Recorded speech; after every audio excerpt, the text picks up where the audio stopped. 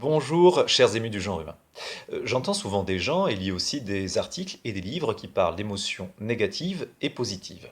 La joie serait une émotion positive quand la peur, la colère, la tristesse et toutes leurs déclinaisons sont étiquetées négatives, avec injonction à les gérer, les éviter, les contrôler, voire les dépasser ou les combattre. Horreur que tout cela. Gardons à l'esprit et dans le corps que l'émotion est tout d'abord un processus corporel puis mental qui existe pour garantir notre survie. Elle est donc une solution et non un problème.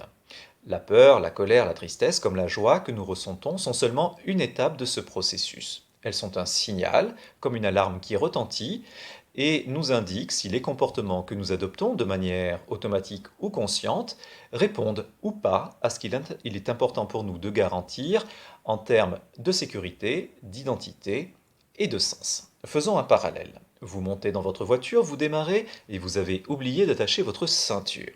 Un bip retentit alors, vous invitant à la boucler votre ceinture pour garantir votre sécurité. Si vous le faites, le bip s'arrête. Si vous ne le faites pas, le bip continue de sonner de plus en plus fort. Il devient strident, c'est désagréable, voire stressant. Eh bien, l'émotion, c'est ça. Il y a des besoins et des désirs à garantir, des moyens pour y répondre et des ressentis qui nous disent si nous agissons correctement.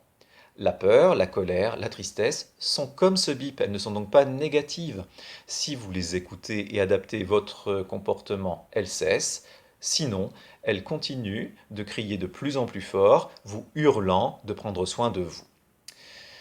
Posons le constat que nous connaissons mal notre mécanisme émotionnel, qui est notre mode d'emploi. Et puis parfois nous faisons d'ailleurs des contresens. Or, l'émotion a du sens et un sens.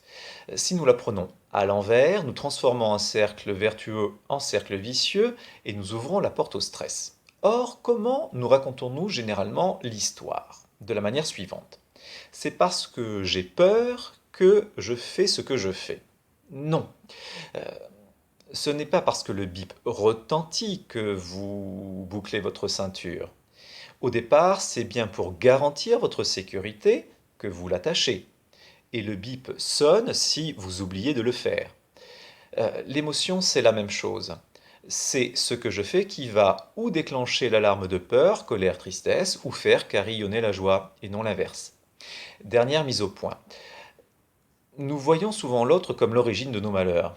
L'autre nous inquiète, nous agace, nous fatigue. Là encore, nous nous leurrons.